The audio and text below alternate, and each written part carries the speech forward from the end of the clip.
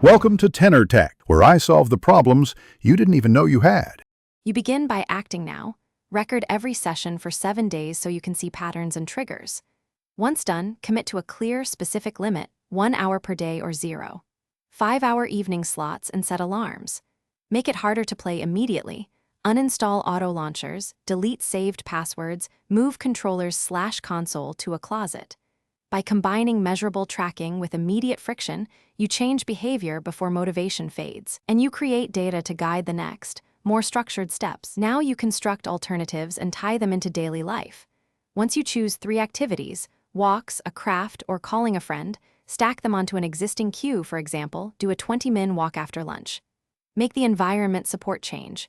Put your phone on silent, designate the gaming room off-limits from 6 to 9 p.m., and schedule structured social or exercise blocks.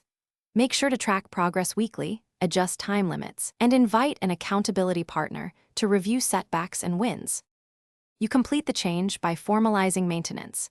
Do a weekly review, celebrate non-gaming achievements, and gradually replace gaming rewards with meaningful alternatives.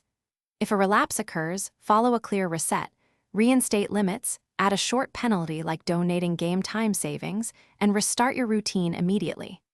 Make sure to escalate if struggles continue, contact a counselor, join a support group, or use digital wellness apps. Troubleshooting tip: if cravings spike, postpone play for 20 minutes and do a 5-minute brisk activity to break the urge.